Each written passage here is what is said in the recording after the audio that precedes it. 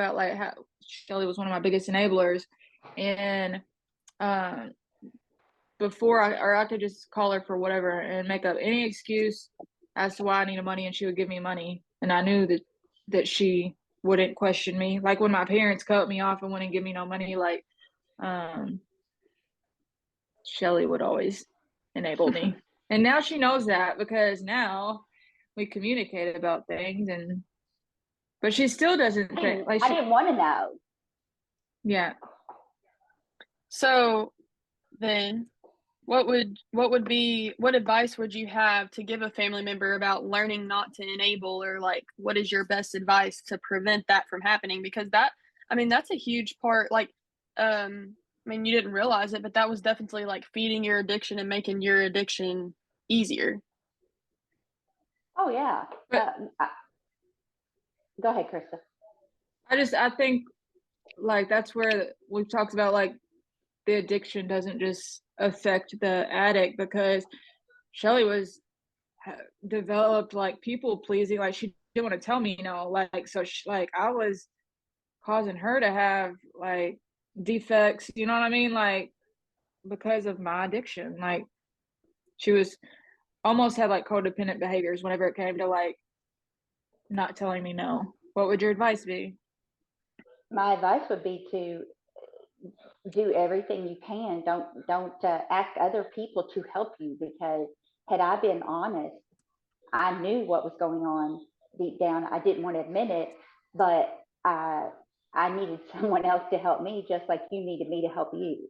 Had I Yeah. been stronger, had I not enabled you, maybe things wouldn't have gone as far. I don't know. But I think the biggest advice is, if you know you are an enabler, if you know you are going to enable them, don't let them come to you. You know what I mean?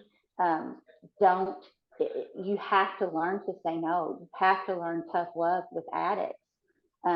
It might mean they don't talk to you for a couple of weeks. It might mean that they, don't come around for a while. But you cannot be an enabler. You cannot. There's just no way to say it. You have to be strong. If you can't be, then you have to remove yourself from that person's life, I think, because you're not doing them any good. You're hurting them worse. And I really, really feel that way. You can correct me if I'm wrong, but also I think too that when you saw her, especially this last go around, when you saw her hurting so much, it was almost harder for you not to enable her because you felt so bad because she was so low. Oh man. I mean, I would have, I was a single mom at the time, and I would have given Krista the food out of my mouth, even back then, because not that's gross, I guess, but you know what I mean. Off of my plate, not out of my mouth, I guess. But baby bird. I mean, she would have though. Yeah, I really would have. And the worse you got, the harder it was on me. The harder it was for me to say no. Yeah, and this last rip before I got clean, like it wasn't drugs and alcohol wasn't the only thing that, I mean, I was in such a bad place mentally. Like you guys knew the situation and the relationship that I was in, and I think that's what, like, and I'm telling you, like mom and dad had already cut me off and showed like tough love, and I swear if it wasn't for y'all, I don't think I would have made it for real, because like it was like no one, I felt very alone and isolated from my family, and a lot of times y'all were the only ones that I would even tell what was going on at that time, because I was just so mentally unstable. So but I think my biggest fear was that you wouldn't call, you wouldn't ask for help, you wouldn't, and then what would happen. I was so scared that you wouldn't keep talking. And Gracie and I had this conversation a lot. Gracie, be nice, because you don't want her not to feel like she can come to you. I mean, I can't remember how many times that I had said that. I it was always interesting wanted to make sure you came to me. It was interesting for like, especially like this last time, because I was so much older and I could like, and since my mom was more plugged into the situation, the conversations we had and how different we handled your addiction, or like how different we responded to you, or things, whereas because I think, I mean, correct me if I'm wrong, but I think you were naive in enabling some of her stuff. Like for me, I mean, it was a lot deeper than the drugs and alcohol this time, but also it still was the drugs, you know what I mean? So Mhm. for me, where that was like at that point, you know, like I've talked about it too, like this last time I had a lot of anger and like just like I just couldn't deal with it almost. And that's where like my mom stepped up, and I'm so glad she did and was there for you, because they're like any, I feel like places where I lacked being there for you through your addiction this last time, she picked up. But Yeah. I mean, even now, like me and mom still have conversations, and me and you have very I feel like different opinions. Mhm. I don't ever want someone, you know, Krista or, Gracie, even for that matter, for any reason to feel like they can't come to me if in that really bad time. And I was Mhm. always so scared that Krista wouldn't if I gave her that tough love, you know. Um, And that she was my fear disappeared. too. Because I mean, at a lot of, I mean, we've talked about this too. Like through that time, you didn't trust anybody. You didn't trust me. I mean, you didn't trust my mom. You didn't trust anybody. So my fear was, I mean, I talk about it too. Like every day I would text you just to see if you would respond, to make sure you were alive. And, you know, there were times where you wouldn't text me back, probably just because you didn't trust me at the time, you know? And so that, I mean, that was And always my Gracie would biggest, text me to and text say, you. "Mom, text her." Yeah. Because Yeah. you know, just the fear, and that's like, and I mean that too, like I think we've talked about this too, but like the time you went missing, like mom being there and like going and looking for you, like there were things through your addiction that I had to turn to my mom towards. I mean, rightfully so, but there were a lot of things, you know, she could handle the more like adult side of it, like, you know, going to look for you. Those were things I couldn't do at my age at the time, you know, and she drove around looking for you. And that's where I was going next, but like that was a hard part I think for you, mom, because not only were you, like you said earlier, dealing with Krista as the addict, you had to deal with it through me too, you know, and you were dealing with both our emotions. And that's where I think it got tricky, like the last go around too, is you were dealing with like Krista's emotions, and you sat there with her and talked to her and listened to her emotions. And then you sat there with me and listened to my emotions and what I was going through, and you were so conflicted on what to do. But my, like, going into this, my next question would be like, what would be your advice, like, to like parents who have like a child and then they have like younger siblings that they have to deal with, because that's kind of what you dealt with between me and Yeah. Krista, between like not letting, like almost having to like cut her off, or just me not being able to see her at a young age, like knowing that was best for me. How did you deal with all those situations over the years? Well, it was hard. I'm not going to lie to you. That was part of the hardest thing that you know. Uh, I think that Krista said earlier that her mom and dad had kind of cut her off, and but at some point, that's kind of what we had to do, or I had to do. Your dad and I had to really sit down and talk about it because we weren't married, and when it came to this, we had to be on the same page. Mm-hmm. Um, Sometimes we weren't, but uh, we had to decide what was best for you.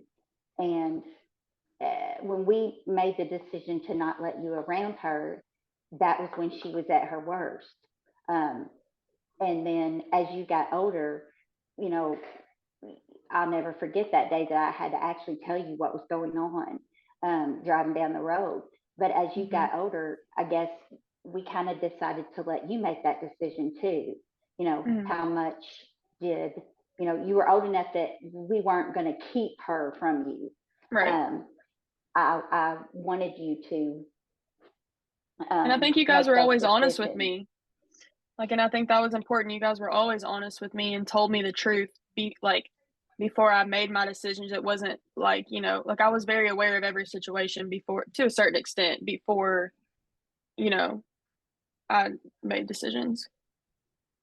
Well, and Krista was always honest with you too. Mm-hmm. Now she may not have always said, "Hey, you know, this is what I'm doing," or Right. "This is what I just did." But as far as what she went through, what was happening to her, she was always honest with you, and that was important to me. Did I appreciate some of it? No, but she was kind of like my child too. So we couldn't just the older you got, the more important it was that we help her for you too. Mhm. You know what I mean? Does that make sense? Yeah. Yeah. She's always been such an important part of our life. We just can't, you just can't wake up one day and say, sorry, Yeah. you're gone, you're out. I don't understand people that can do that. I And don't from my know. I don't perspective, know. I'm glad that like y'all, like my parents handled it that way, and that Krista was always honest with me. Like I'm very grateful to have grown up, like Ben being honest to, and like that was my own decision to, be able to go around Krista. Because I remember at times when even when I was older, I wasn't, and how angry I was. Like I remember having a lot of anger at times when I was old enough that I felt I could make my own decisions, or that at times you let me make my own decisions and times I couldn't, and how, I didn't think it was fair that I couldn't go around her and I was 16, 17 years old.